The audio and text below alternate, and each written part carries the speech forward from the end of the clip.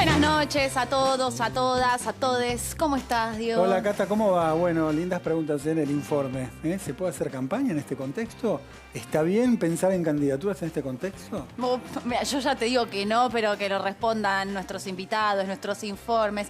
Pero además, vamos a invitar a la gente, Diego, a votar.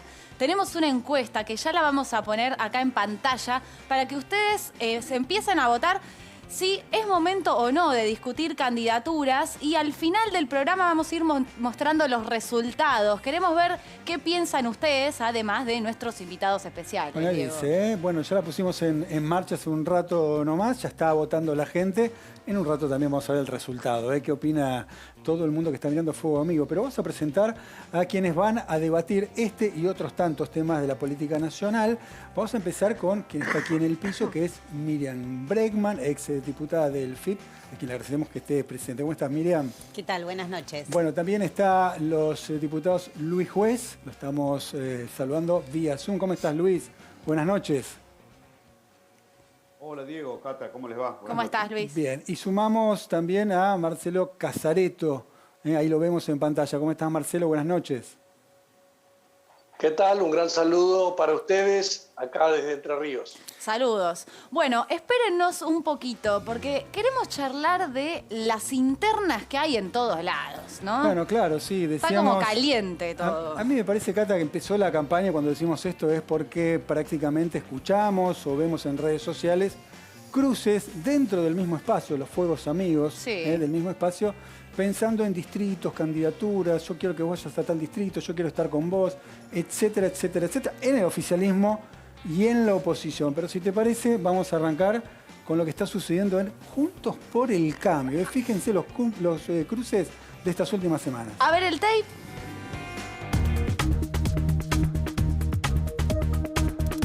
¿Te vas a presentar como gobernador de la provincia? Sí, quiero ser gobernador de la provincia. Sí, pero la verdad que... Pero dentro del bloque... De Cambiemos, no sé, hoy parece que es de Cambiemos.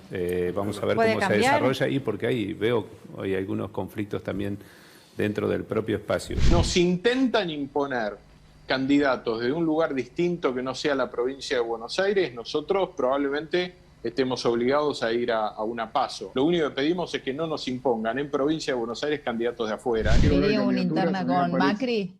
No. Por supuesto, pero ¿por qué no competir? Pero ¿por qué no competir, Nuria? ¿Por qué no? Si las primarias están para eso. María Eugenia, ¿va a ser candidata en la ciudad? Todavía no definí mi candidatura y si voy a ser candidato o no este año. Sí, pero igual a esta altura ya, digamos, seguir este debate, un año de debate sobre si Vidal va a ser candidata en la provincia, ¿no? Me parece que no le ayuda Juntos por el Cambio. Bueno, ahí está, Ahí están los cruces, ahí están los cruces dentro del espacio opositor que muestran que ya están pensando en la campaña. Pero uno se pregunta también el oficialismo si hay una puesta en escena producto de lo que es un año electoral. Claro, la vacuna en el centro de escena. El otro día vimos el partido de la selección en la TV pública, pantalla partida. Más de 20 puntos de rating. La llegada del avión y el recibimiento de vacunas con una pechera invocando actividad del gobierno nacional. Allí estaba Carla Bisotti, estaba el presidente de la Nación. ¿Es parte de la campaña eso también? Y yo creo que sí, yo creo que las vacunas son parte de la campaña política, tanto del gobierno como de la oposición. A pesar de que la vicepresidenta Cristina Fernández dijo en el acto que no había que hacer campaña con las vacunas, pero me parece que es doble vara lo que dijo, ¿no? Sí, me parece que todo el mundo está atado a las vacunas para bendecirlas o para criticarlas en el marco de esta campaña política en un año electoral. La verdad que lamentable, Yo quisiera escuchar a ver cómo le van a mejorar la vida a los argentinos, que hay medio país pobre y sin laburo y gente que se cae del sistema todo el tiempo, ¿no? Vos, Pablo, querías hacer una observación sobre el tema. No, me parece en principio que hay un giro siempre antipolítico en esto, ¿no? A la gente se le va a mejorar la vida si efectivamente hay ejercicio de la política, si se votan autoridades, se votan en función de un proyecto de país y para eso se necesitan campañas.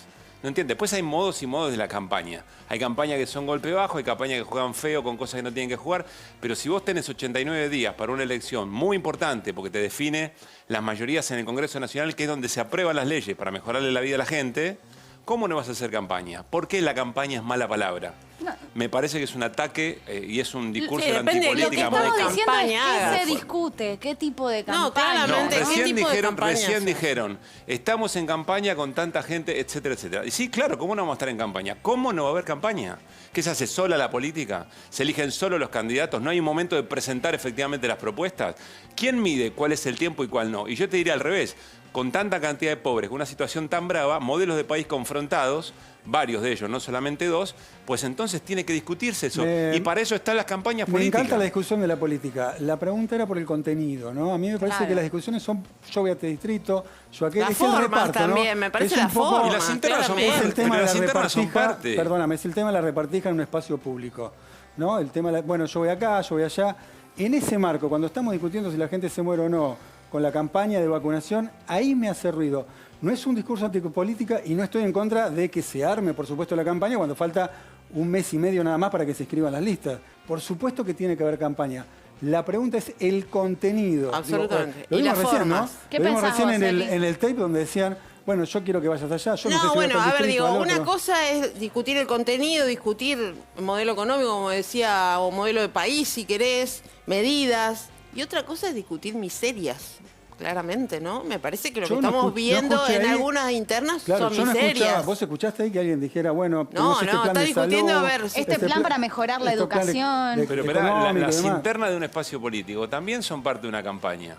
Después, a ver, si vos me decís, la campaña es denunciar por envenenamiento a una vacuna, yo te digo, no, está muy fuera. Bueno, pero eso es campaña. Eso claramente es en campaña. Bueno, está bien, pero no estamos hablando de eso. Acá el cuestionamiento es si tenemos que estar discutiendo candidaturas en el marco de esta situación. Y yo digo, sí, tenemos que estar discutiendo candidaturas. No, tenemos que estar discutiendo planes en el marco de una campaña, por supuesto. Ahora, si vos públicamente lo único que discutís es yo quiero ir a este distrito, vos no vengas, voy yo. Si vos ves la interna de Juntos por el Cambio en los últimos días, es una discusión de miserias. De si vos vas para cruzar el charquito, está del otro lado. Me parece que de todos lados, pero quiero escuchar a nuestros invitados. A ver, Luis Juez, ¿qué pensás, por ejemplo, de esta propuesta de reforma del sistema de salud? ¿Cómo te cayó? ¿Lo enmarcás en el medio de la campaña? ¿Qué pensás? Yo no sé si es oportuna esa discusión ahora con 85.000 muertos. En Córdoba tenemos el 87% de las camas de terapia ocupadas.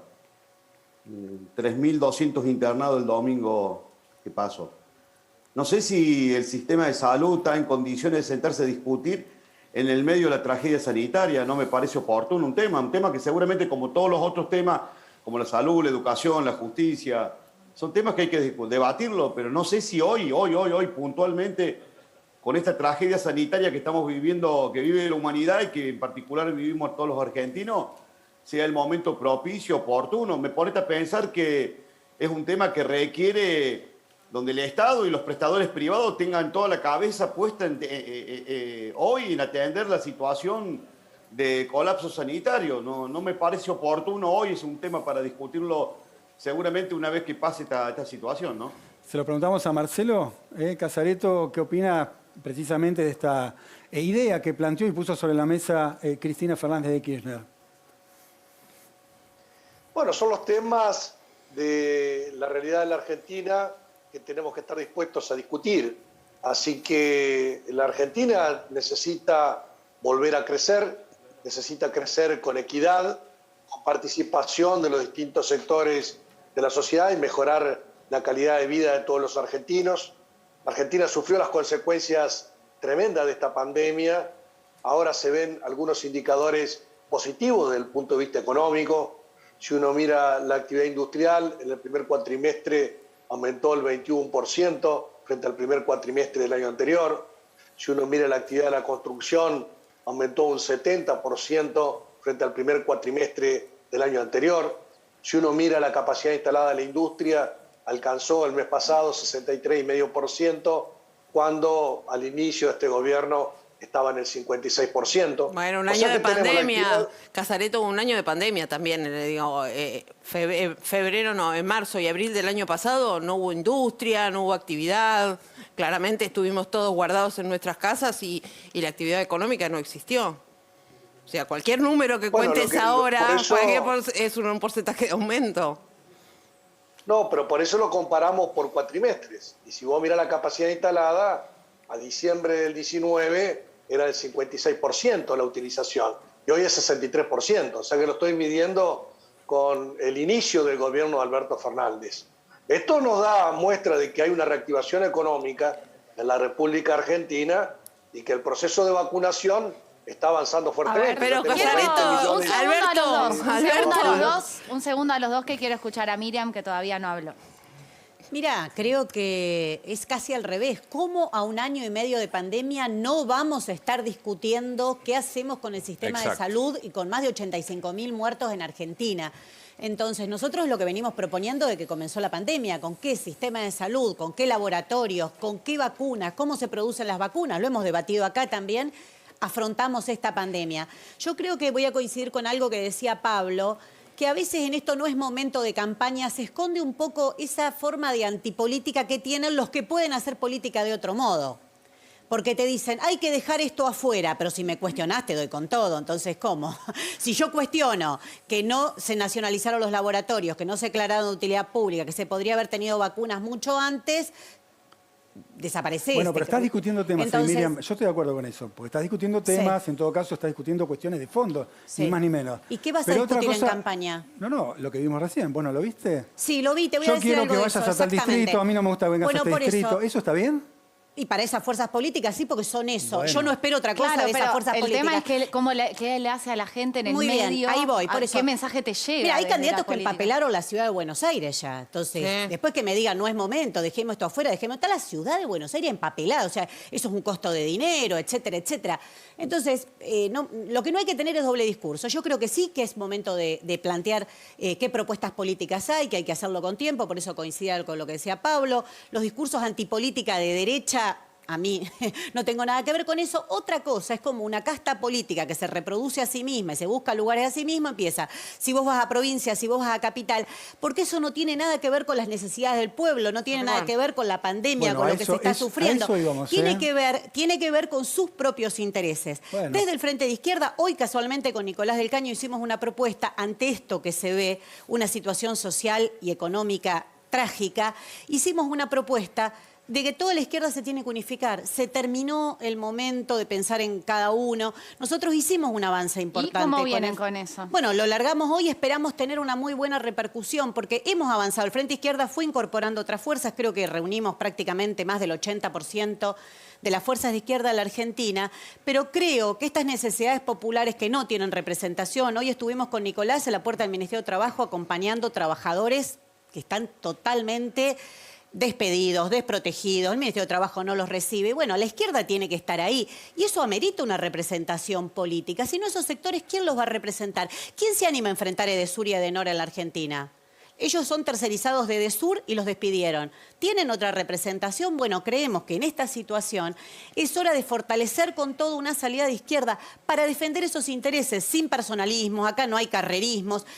E invito a que todos los dejen de lado y que podamos de una vez por todas llevar una propuesta totalmente unificada a las elecciones. Yo también me podría quedar cómoda, decir, bueno, hemos sido diputados, podemos volver. Me parece que no es momento de eso, pero es lo antagónico de lo que relataba Diego, de que está pasando las fuerzas tradicionales, donde se están peleando quién va para acá, quién va para allá.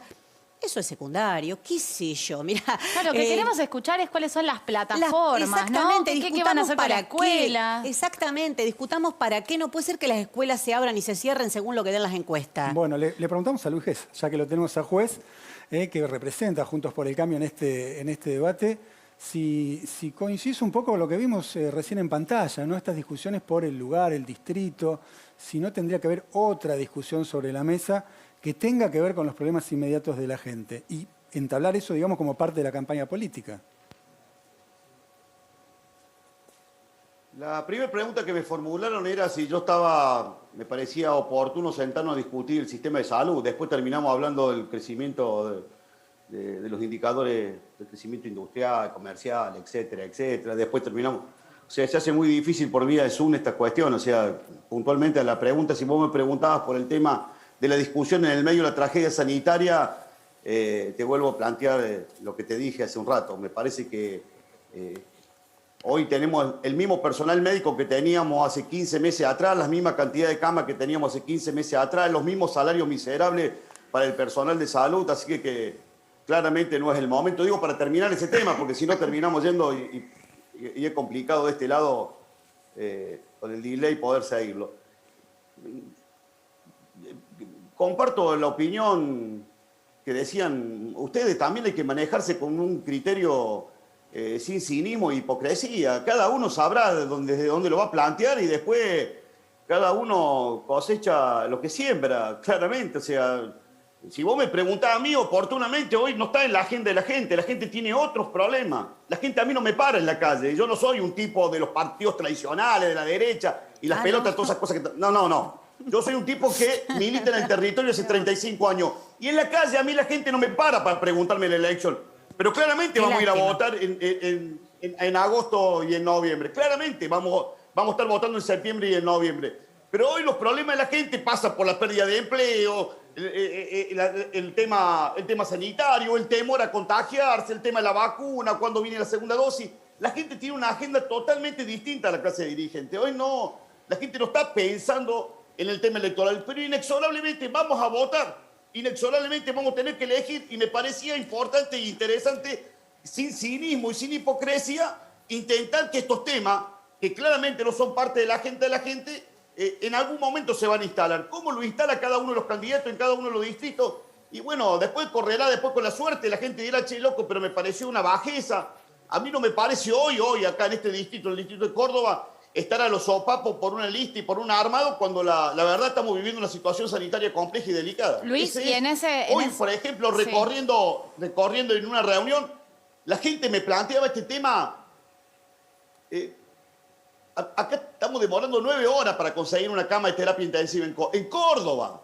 9 horas. Entonces, esa es la angustia por la que yo veo que hoy está pasando, por ejemplo, mis conciudadanos. Entonces, me parece hoy, hasta te diría inoportuno, entrar a discutir temas que no sean lo que la gente te plantea. Y hoy la gente está planteando estas cuestiones, entre tantas otras, el tema laboral, la pérdida de empleo, el tema educativo. Comparto ese argumento. Si las escuelas se abren o se cierran conforme a las encuestas, loco, y no tener definido claramente qué es lo que tenemos que hacer con el tema de la educación.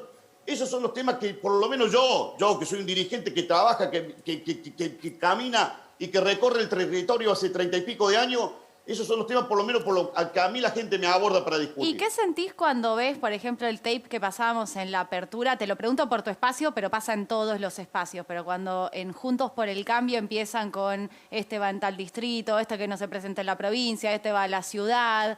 ¿Qué te pasa a vos con eso, con tu espacio?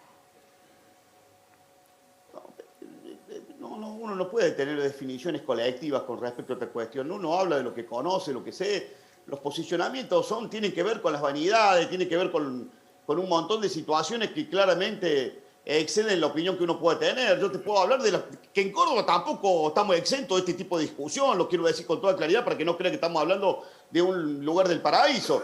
Pero no me parece, yo vuelvo a insistir, me parece que hoy la gente necesita que nosotros estemos en otra discusión. Que hoy nos animemos a discutir otros temas. Que no pase desapercibido que nos aumentamos el 40% de los sueldos cuando gran parte de los argentinos no tienen para comer. O sea, la gente está en esos temas. O sea, y me parece que cuando nosotros entramos a mirarnos al pupo y empezar a pensar en nuestra situación particular y dónde estamos y cómo estamos y qué distrito, de qué manera, me parece que cada vez estamos más lejos de la gente. Esta es una realidad que yo percibo y no soy un tipo que milita hace 30 y pico de años y esto lo olfateo. Hay un tufillo, un enojo, un fastidio, un cansancio con este tipo de planteos cuando la gente está hoy, todos tenemos un amigo, un pariente, un familiar discutiendo en alguna terapia y peleando por la vida. Así que me parece que hoy, por lo menos hoy, en estos momentos centrales que está viviendo hoy la pandemia en la Argentina y particularmente en mi provincia, me parecen absolutamente inoportunos. Bueno, se lo preguntamos a Casareto, si coincide con Luis Juez, si piensa que la política está lejos de la gente en estos momentos. Bueno, hay algunos que están más cerca de la gente y otros estarán más lejos. Eso es lo que se pone a consideración cada tanto en las elecciones. Lo que nosotros estamos planteando en este momento es que tenemos la responsabilidad de gobernar. Así que el Frente de Todos debe mantener la unidad, tiene un esquema de unidad y de esta manera se perfila hacia el futuro. Y la responsabilidad es resolver los problemas cotidianos, como decía recién el juez, en el sentido de vacunar. Se consiguió traer 20 millones de vacunas, empieza la fabricación local, ya hay alrededor del 30% de los argentinos que están vacunados. La idea es que esto avance más rápidamente para que más argentinos estén inmunizados y eso permita normalizar más las actividades económicas y mejorar la situación social. Ahora, también como decía Miriam, hay que discutir de asuntos políticos porque se renueva la mitad de la Cámara de Diputados y 1/3 de la Cámara de Senadores. Así que no será esta semana, será la que viene o será la siguiente, pero cada partido va a llevar una propuesta política y está bien que así sea. De parte nuestra, la agenda del Congreso ha sido discutir en las últimas semanas el impuesto a las ganancias, bajando el impuesto a los trabajadores y a los jubilados, el impuesto a las ganancias, bajando la carga sobre las pymes.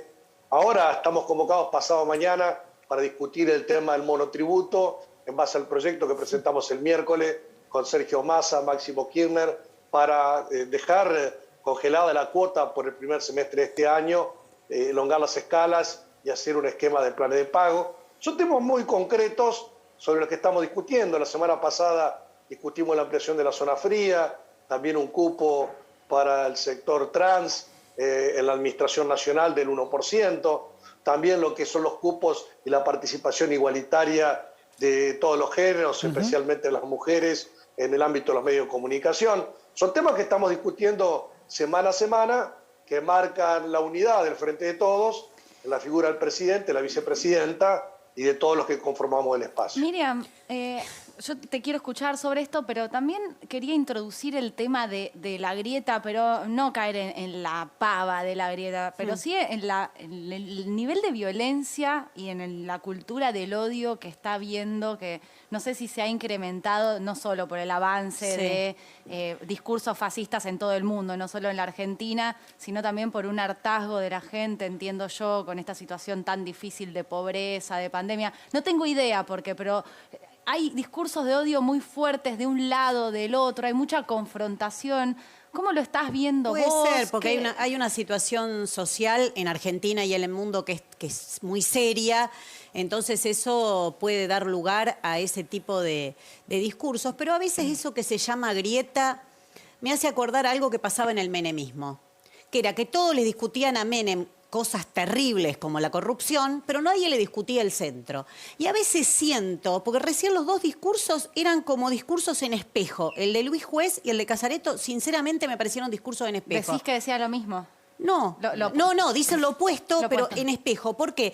Porque Luis Juez se da cuenta que hay un descontento con el gobierno y se ubica, él que fue embajador, dice yo camino la calle y los palacios, porque viene a ser funcionario de Macri, el gobierno que hundió la Argentina los últimos 4 años. Entonces no es que él camina la calle, camina las embajadas, camina la Casa de Rosada, no es que ahora todos caminamos la calle.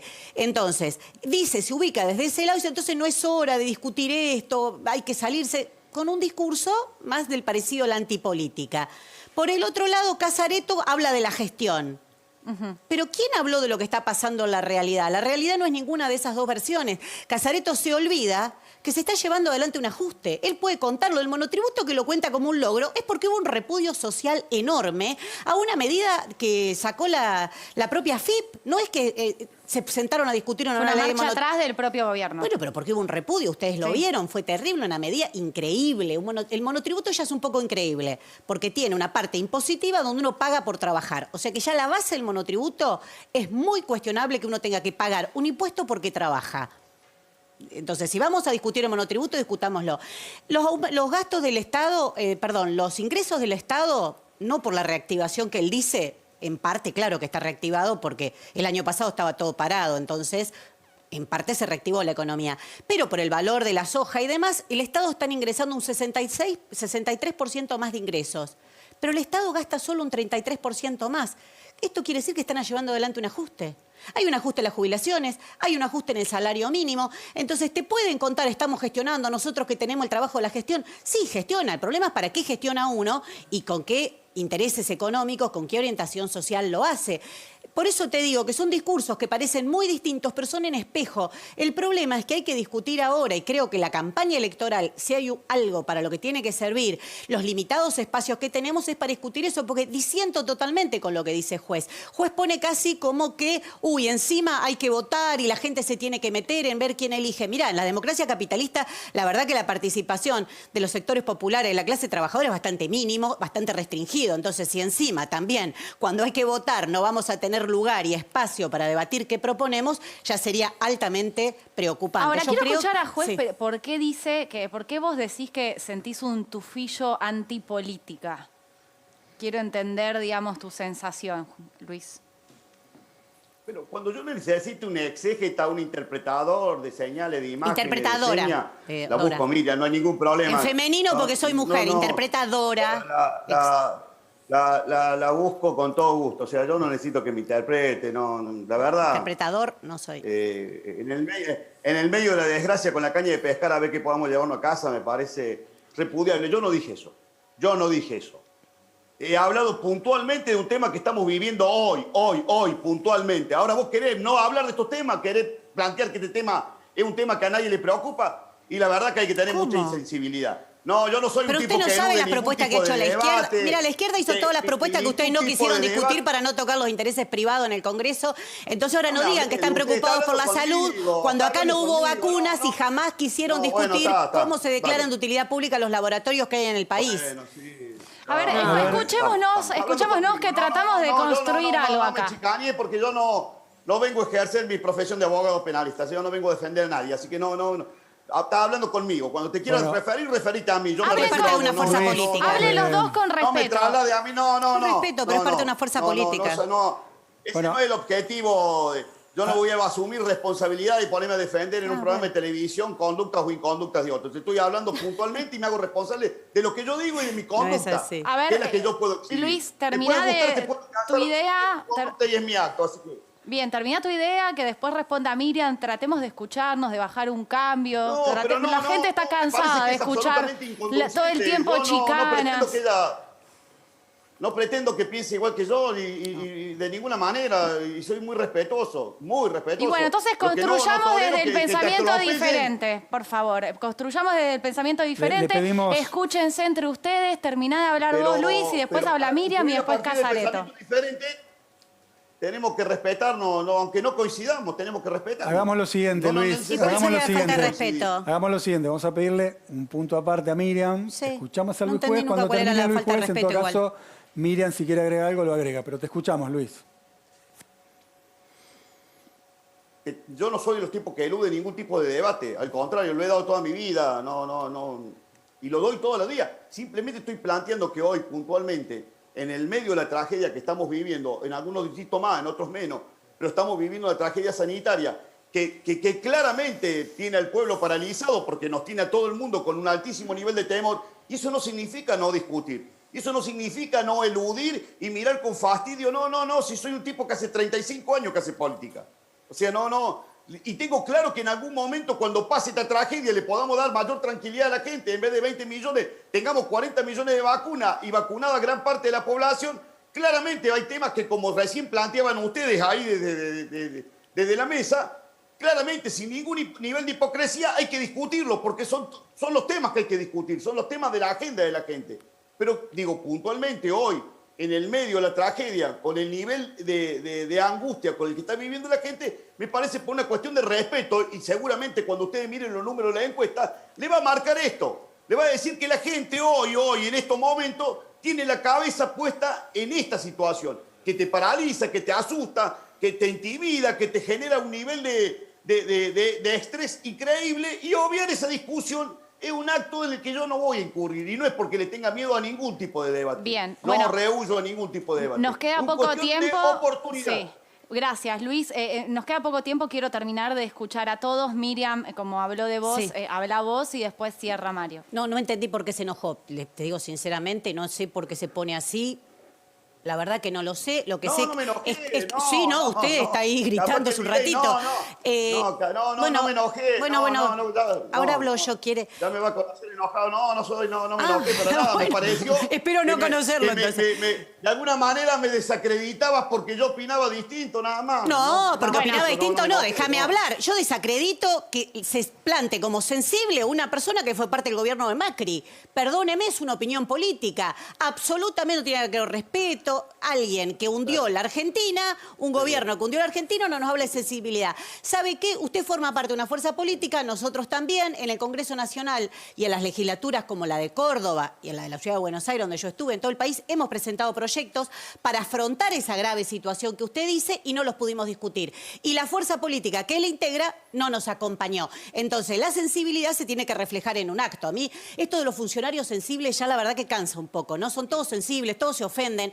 Bueno, muestren qué hacen con esa sensibilidad, porque nosotros para tener vacunas, como mencionó Luis Juez, presentamos proyectos, como dije, para que se declaren de utilidad pública los laboratorios, presentamos proyectos concretos, presentamos distintos proyectos como, por ejemplo, para que haya un IFE de 40.000 pesos para todas las personas que se quedaron sin un trabajo, no se pudo discutir ni en el Congreso, ni en la legislatura de Córdoba, ni en ningún lado. Entonces, la sensibilidad, a mí que me la muestren con hechos, porque hacerse sensible por televisión, qué sé yo, no me parece suficiente. Pero Miriam, no sea mentirosa. Ni la legislatura de Córdoba nosotros manejamos la provincia, ni manejamos el gobierno nacional. Usted va a acompañar igual, yo no miento. Usted puede acompañar un proyecto. Para que haya otra, aprovechando que está sentada ahí en el piso.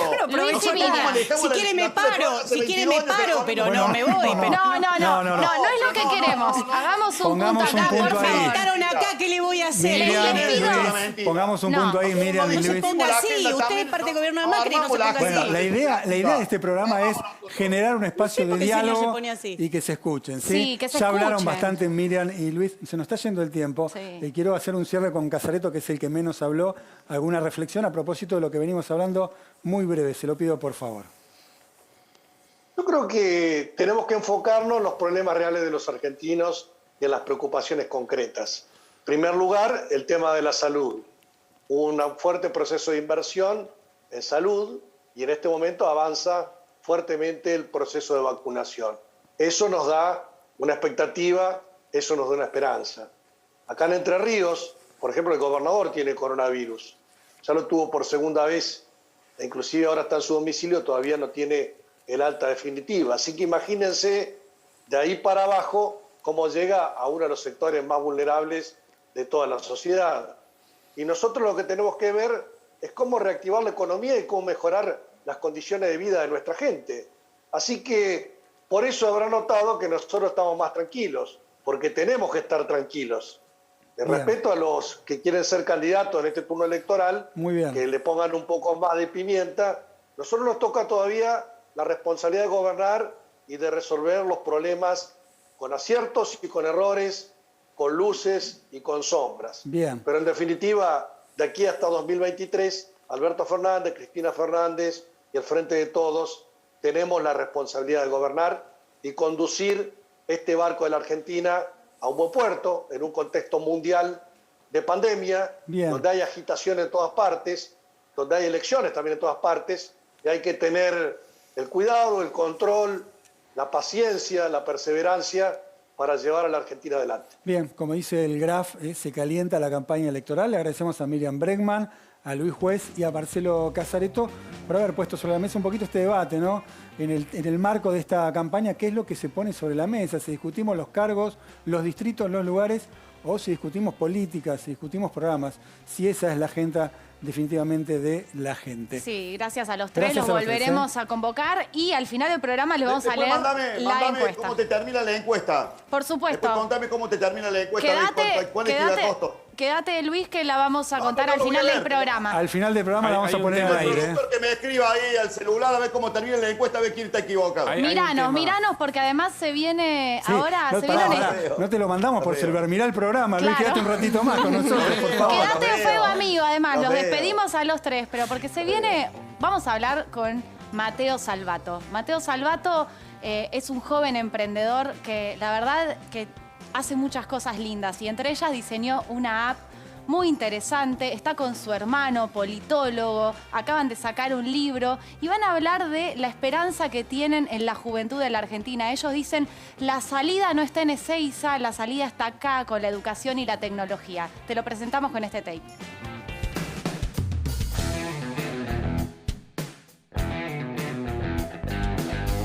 Mateo Salvato es un joven emprendedor argentino que en 2017 desarrolló Háblalo, una app creada con el objetivo de mejorar la comunicación y asistir a personas con problemas para comunicarse verbalmente o con dificultades de audición parciales o totales. Estoy feliz. Bien, está feliz.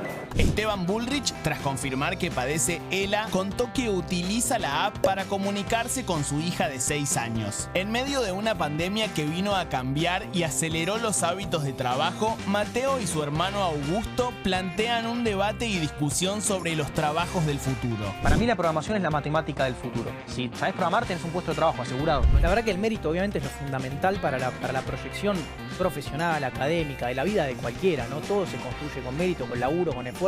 En Fuego Amigo le damos la bienvenida a Mateo Salvato y abrimos debate de cara al futuro. Le damos la bienvenida a Mateo Salvato y a Augusto Salvato, una familia de bochos. ¿Cuántos años tienen cada uno? 22 por acá. ¿Y vos, Augusto? 27. 27. Bien. O sea, son sub 30, ya sacaron un libro, además de hacer cosas maravillosas. Vamos a charlar de muchas cosas, pero Mateo, la verdad es que yo me emocioné cuando escuché la entrevista a Esteban Bullrich, cuando contaba que utilizaba tu app para comunicarse con su hija, para hacer la tarea. Y quiero hablar, que nos cuentes un poco cómo funciona la app, pero antes queremos compartir con todos el tape para que nos cuentes vos qué sentiste cuando Esteban Bullrich lo contó.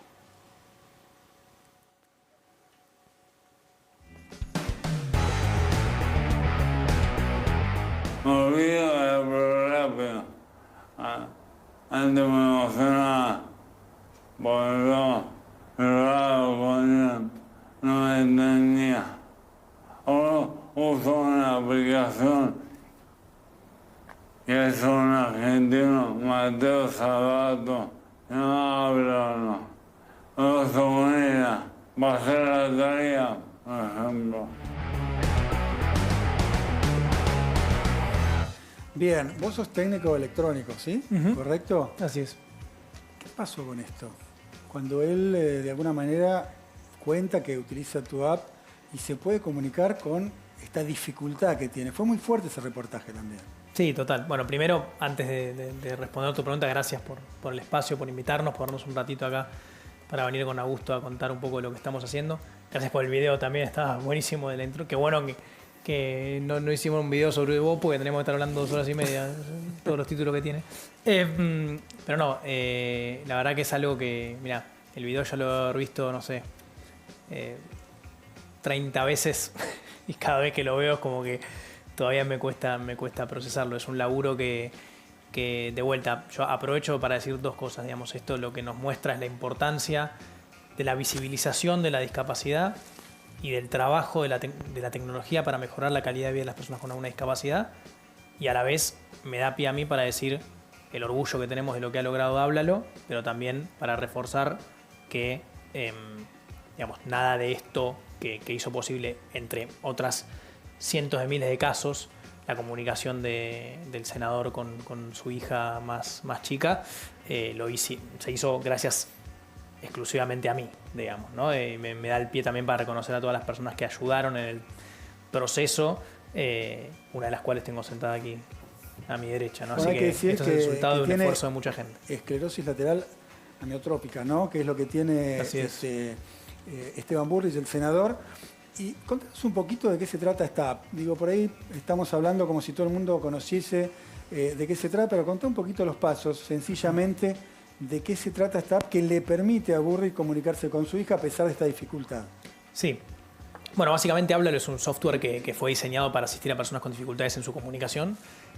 Digamos, en realidad nació un pequeño proyecto que yo arranqué solo programando en mi casa cuando terminé la secundaria, como vos decías, la carrera de técnico en electrónica. Y digamos, era un pequeño proyecto para ayudar a los alumnos de nuestra mamá, que es profesora de sordos hace muchos años e intérprete de lengua de señas. Nada, era de vuelta, muy pequeño proyecto casero para ayudar a 40 alumnos de nuestra madre, no mucho más que eso, y de repente empezó a crecer, se le empezó a escalar gente de todo el país, de repente otros países de la región, de otros continentes. Bueno, empezó a explotar y yo un día dije, hay que armar un equipo para sostener esto. ¿Y cómo funciona, digamos, en la práctica, Mateo? Básicamente Háblalo es una multiherramienta que sin necesidad de conexión a internet y en más de 40 idiomas, lo que permite es, digamos, le disponibiliza distintas funcionalidades a las personas con todo tipo de dificultades comunicacionales, ya sea la esclerosis lateral amiotrófica, como vimos este caso, también sordera, parálisis cerebral, una afasia, trastorno del espectro autista, entre otros, y digamos, se va digamos, adaptando a la medida de las necesidades de cada uno de estos tipos de comunicación. Él escribe lo que quiere comunicar y la app lo que permite es transformar eso que escribe en voz, en este caso puntual. En este caso sí, porque estamos hablando de una persona que tiene lectoescritura, es decir, puede leer y escribir y aparte todavía, digamos, tiene motricidad fina como para escribir en un teclado. En caso de personas que no pueden realizar eso, tenés sistema de comunicación aumentativa, funcionalidades diferentes para que cualquier persona con este tipo de discapacidades se pueda comunicar en cualquier idioma, sin conexión a internet y de forma totalmente gratuita. Ahora, ustedes acaban de publicar juntos, los dos hermanos Bocho, un libro que se llama La batalla del futuro. Y que lo pueden ir mostrando, ¿no? Sí, si que muestre la tapa, pero yo te quiero preguntar a vos, Augusto, que sos politólogo entre muchos otros pergaminos, ¿cuál es la batalla del futuro que tenemos en la Argentina? Bueno, justamente la batalla del futuro es esto que contaba Mateo recién, ¿no? Probablemente hay mucha gente del otro lado que está muy preocupada porque su hijo está todo el día con el teléfono, que está todo el día con Instagram, que está en la mesa y está mirando el teléfono, o que está preocupada porque tiene miedo que la tecnología le robe el trabajo, digamos, le saque el trabajo. Sin ir más lejos, nosotros lo ponemos acá en el libro. Según un estudio del BID, el 65% de los empleos en la Argentina corren riesgo de ser automatizados, o sea, reemplazados por la tecnología. ¿Cuánto? 65% de los empleos, o sea, 6 de cada 10 argentinos que están del otro lado viendo este programa trabajan en algo que corre riesgo de ser reemplazado por la tecnología. ¿En cuánto tiempo? Porque viste que cuando hablan de los trabajos que no van a existir es ya. O sea, ya tu trabajo 2030. Es un robot. 2030. Sí. Ese número es de acá a 2030. Ahora ese título, disculpame, ¿no? Es muy fuerte. Es fuerte y asusta un poquito. Sin embargo, ustedes en el libro son muy optimistas respecto al avance de la tecnología. Justamente por eso, en este teléfono que tenemos todos nosotros acá, tenemos la misma capacidad de cómputo, gama media, digamos, no un teléfono de última generación, la misma capacidad de cómputo que todas las computadoras que llevaron al hombre a la luna juntas. La batalla del futuro es cómo hacemos para no ser solamente consumidores de lo que hay acá, o sea, no estar todo el día mirándolo y consumiendo el contenido que aparece, sino empezar a ser creadores de tecnología y poder hacer cosas como las que hizo Mateo desde Les tengo que casa, hacer un punto digamos. acá ya, porque estamos en un país con casi la mitad de la población que es pobre. Con el año pasado el INDEC dijo que el 40,8% de los pibes en el conurbano no tenía acceso a una computadora, con clases que van y vienen, con el Estado, en el que está con una desigualdad estructural, que la verdad viene desde hace muchísimas décadas. ¿Cómo se hace para, digamos, que todos esos pibes que hoy son pibes y que van a ser los que van a ser la fuerza de trabajo en unos años, tengan acceso a poder tener trabajos así? Porque obviamente que tenés que tener una educación técnica muy específica para poder crear un emprendimiento como el de Mateo. Yo no sé si las escuelas, ¿están preparadas hoy las escuelas para eso? Bueno, sí y no. Sí y no. En primer lugar, lo que te diría es, esta revolución tecnológica que estamos viviendo tiene una masividad que nunca ninguna revolución tecnológica tuvo antes. Es decir, hace 30 años nadie tenía teléfono celular en la Argentina, hoy el 80% de la población argentina tiene teléfono celular. Entonces, es cierto, vivimos en condiciones de desigualdad muy grandes. Este libro está escrito desde América Latina y para el contexto latinoamericano, que tienen que ir achicándose. La brecha digital es lo primero que tenemos que ir a cerrar si queremos pensar en la Argentina del futuro. Es decir, la brecha entre los que tienen acceso a Internet y los que no. Pero ¿cómo hacemos? ¿Cómo hacemos, Mateo? Porque, digo, tenemos el país que tenemos, desigual desde hace un montón. Cuando vos ves la currícula de todas las escuelas, porque por ahí en escuelas privadas, quienes tienen el privilegio de poder pagar una escuela técnica o una escuela pública técnica también, pero no es el caso de todas las escuelas, tienen esa educación, pero no todos. Me sumo a lo que dice Cata, pero además te la complico un poquito más. No hay problema. Porque te escuché hablar muchas veces de meritocracia. No hablo mucho de meritocracia. Bueno, algunas veces te escuché hablar entonces. Yo no recuerdo, pero bueno. Y en algún punto un poco lo que marca Cata es que no todos tienen, digamos, las mismas oportunidades, ¿no? El mismo punto de partida. Ustedes lo tuvieron, pudieron llegar a lo que llegaron y la verdad que hicieron un proyecto formidable con esta app y además este proyecto del libro. Pero, ¿qué pasa? ¿Cómo hace todo el mundo para llegar a hacer este tipo de proyectos en una Argentina tan desigual, ¿no? Precisamente. Bueno, pero nosotros no planteamos, digamos, de que todo el mundo tenga que ser programador y todo el mundo tenga que tener una aplicación que ayude a personas con discapacidad, ¿no? Por poner un ejemplo puntual. No, pero sí plantean, por ejemplo, que yo coincido, que todos tendremos que tener educación, digamos, para poder utilizar la tecnología, programación. Yo coincido con ustedes. El tema es cómo hacemos en la batalla del futuro. Bueno, justamente la batalla del futuro es tratar de dar batalla para encontrar la respuesta a muchas de las interrogantes que ustedes acaban de plantear. ¿Por qué? Porque nosotros, bueno, un poco recién el debate que estaban teniendo, Luis Juez lo planteaba desde otro ángulo, que no es el mismo que yo quiero plantear, pero con una frase que voy a robarle al que dijo recién, que es discutir muchas veces ciertas cosas más que nada desde el plano político, pero es un montón de planos que miran la inmediatez. Augusto lo dice siempre de forma muy correcta, que es la obsesión con el presente y con seguir discutiendo todo el tiempo el pasado.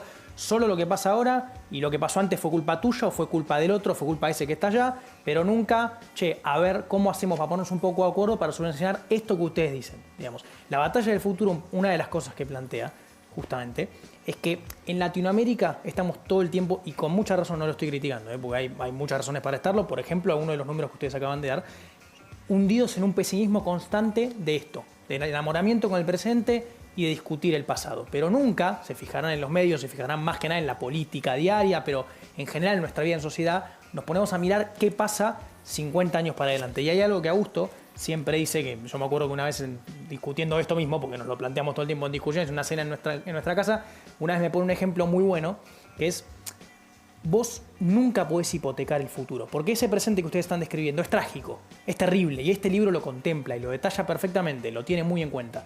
Pero este libro lo que trata de hacer es decir, no solamente tenés que estar tratando de resolver los problemas del presente, tenés que mirar al futuro. Si vos mirás en la historia, este es el ejemplo que les cuento, que me gusta que él siempre cuenta, si vos mirás, por poner uno de los tantos ejemplos de la historia que se pueden relacionar con esto, 1868, Sarmiento, presidente, digamos, país anárquico, totalmente dividido, desastre, con todas las catástrofes y crisis que se te puedan pasar por adelante, y encima hasta mismo una pandemia después, un par de años después, lo que se te ocurra.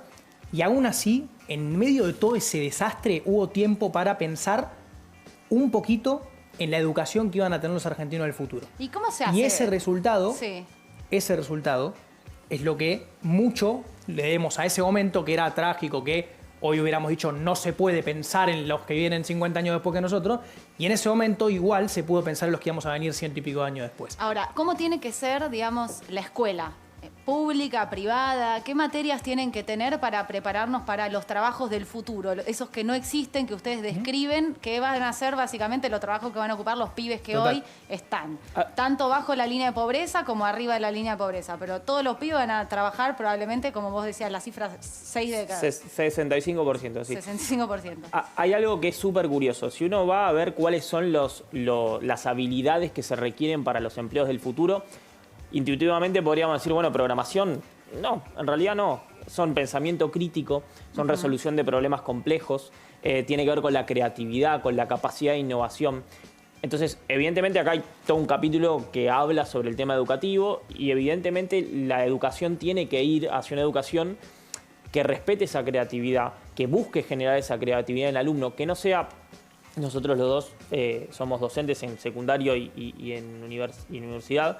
El modelo del docente que viene a bajar línea, a decirte, digamos, la lección para que el alumno anote, no va más con esta generación y no va más con las necesidades del futuro. Entonces hay un montón de cosas que tenemos que cambiar y que tienen que empezar a cambiar las sociedades de todo el mundo para poder estar preparados para el futuro. Digamos. Mateo, ¿por qué? Nos queda poquito tiempo, pero me gustaría que expliques por qué vos siempre decís que la salida no es Ezeiza, porque me interesa, porque también hay, obviamente, así como hay muchos jóvenes que se quieren quedar, también hay jóvenes que se van y dicen acá no me puedo realizar, no tengo una oportunidad. ¿Por qué vos siempre reafirmás eso?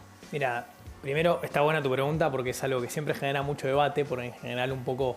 Viste, bueno, ustedes saben cómo es por ahí la televisión, que uno dice una frase con un montón de trasfondo atrás y después lo que queda son las 3 palabras que dijiste, ¿no?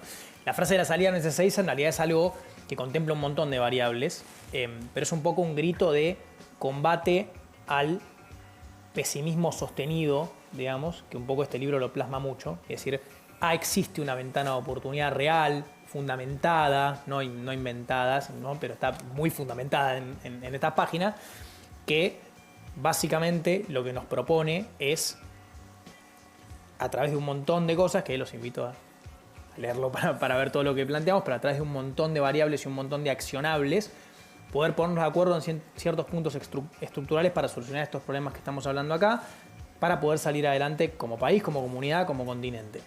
La frase de la salida no es Ezeiza, un poco.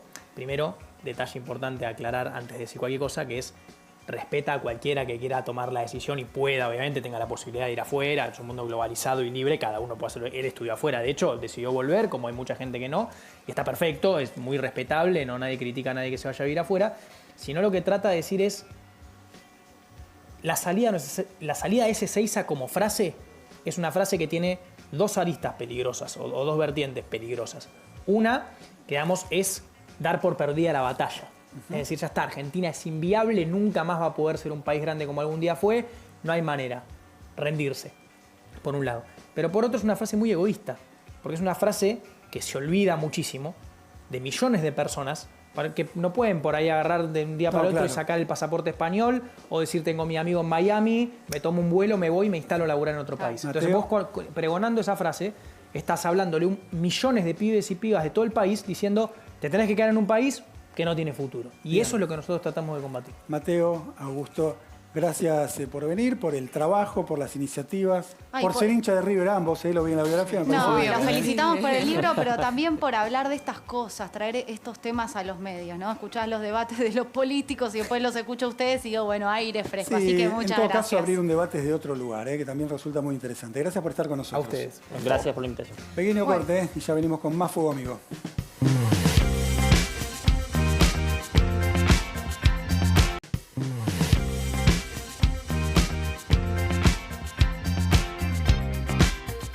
Schurman, que Luis Juez esté mirando todavía Fuego Amigo.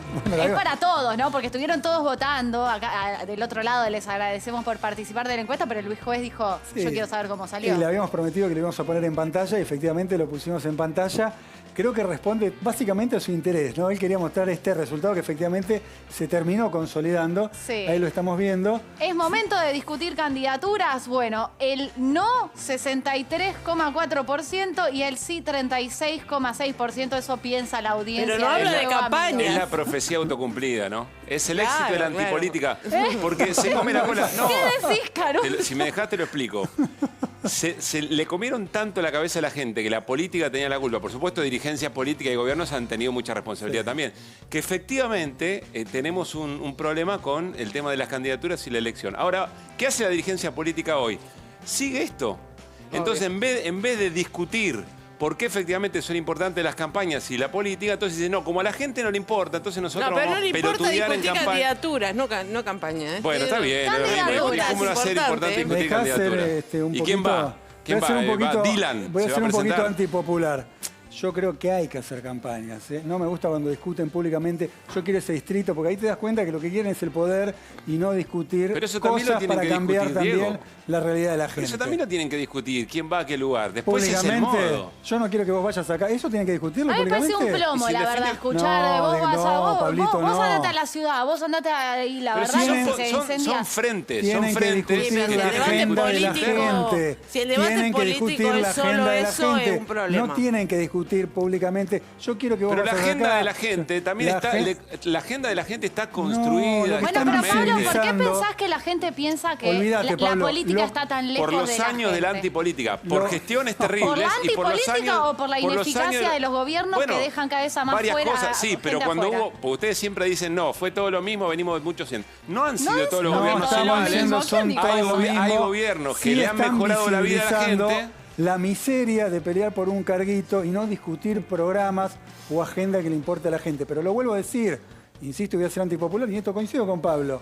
Hay que hacer campaña, yo no estoy en contra de cada campaña, en un mes y medio tienen que presentar las listas y tienen que hacer campaña para que la gente sepa quiénes integran la lista, qué dicen y qué proponen. Ahora, no me discuta, yo quiero acá, yo quiero el tercer puesto, el segundo, eso no, eso no. Eli, tenés 30 No, segundos yo para quería- contar tu primicia. Yo quería contar algo que sí le importa a la gente porque hace minutos nada más se destrabó la negociación por el tema del precio de la carne.